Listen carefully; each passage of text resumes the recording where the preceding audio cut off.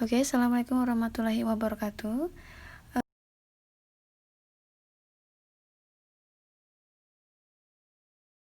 Menjelaskan tentang measurement principle atau prinsip pengukuran.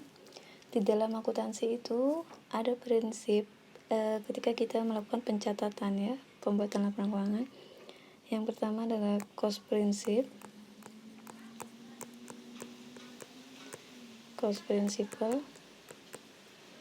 Yang kedua adalah fair value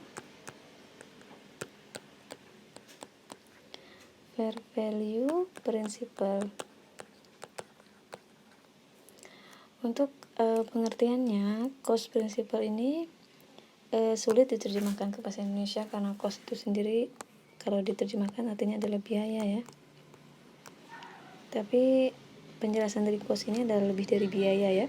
Saya kasih contoh saja supaya mudah membayangkan pengertian dari cost itu sendiri ya. Contoh, ketika kita membeli katakanlah sebuah HP ya, kalau di Jogja misalnya di mall Malioboro ya, katakanlah seorang mahasiswa dari kosnya dia pergi ke mall Malioboro untuk membeli HP. Harga HP yang dia beli ya, harga HP-nya adalah katakanlah 1 juta. Kemudian dia ke mall Malioboro naik taksi atau ojek online atau apapun, menghabiskan 100.000 pulang pergi. Oke, maka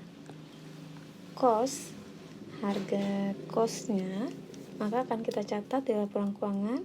HP yang dibeli ini jadi 1.100.000 maaf. Nah, ini adalah pencatatan berdasarkan cost principle. Jadi kita akan mencatat ya, HP 1.100.000, kemudian mengeluarkan cash berdasarkan harga cost ya, 1.100.000. Nah, itu adalah pengertian cost. Jadi cost ini bisa terjemahkan adalah biaya barang plus biaya perolehan ya, atau biasa disebut historical cost. Jadi historinya seperti apa sih? Jadi dia berangkat naik apa, kemudian membeli barangnya harganya berapa. Nah, semuanya dikalkulasikan menjadi harganya berapa. Nah, itu adalah cost principle atau historical cost. Ya, atau biasa disebut dengan historical cost. Oke, atau harga perolehan. Lebih tepat dikatakan terjemahan dari cost itu harga perolehan. Nah, bagaimana dengan fair value? Fair value ini diterjemahkan bahasa Indonesianya adalah harga wajar. Ya, harga wajar. Nah, berbeda dengan harga pasar ya. Harga wajar ini, fair value ini adalah pencatatan misalnya ya, HP tersebut dijual ya. HP ini belinya misalnya tahun 2010 ya. Tahun 2010 ini belinya ya. Kemudian di jurnal ya, inventory-nya HP. Misalnya ini inventory, kemudian ini cash 1.100.000 ya. Ini jurnalnya. Cashnya keluar, di kredit, HP atau inventory-nya di debit berdasarkan harga cost. Nah, ketika HP ini dijual katakanlah tahun 2020 atau 20 tahun kemudian, maka pencatatannya adalah kita akan debit ya, mendapatkan uang atau cash ya. Kemudian ini debit, kemudian kreditnya adalah HP atau inventory-nya tadi di kredit sebesar bukan 1.100.000 tapi berdasarkan harga wajar. HP tadi ternyata di tahun 2020 pas dijual harganya cuma laku katakanlah 800.000. dijual dengan kondisi HP yang seperti itu. Maka harus dicatat menggunakan fair value 800.000. Nah, itu maksud dari prinsipnya tadi ya.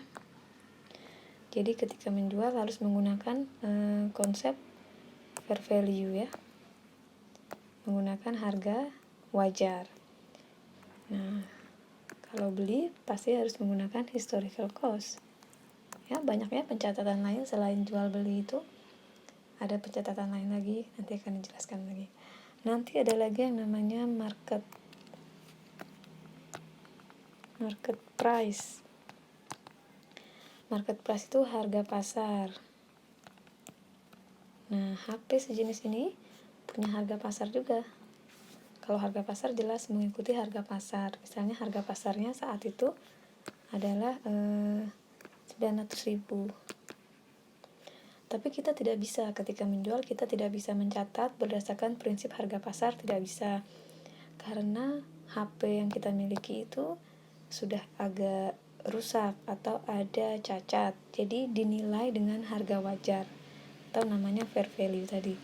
Ternyata setelah dinilai ya, setelah di fair value dapatnya ketemu angka 800.000.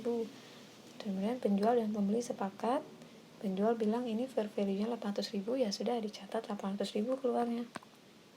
Berarti ada nilai pemakaian. Jadi ada 300.000 ya selisihnya. 300.000 itu ya nilai pemakaian, ada cacatnya tadi.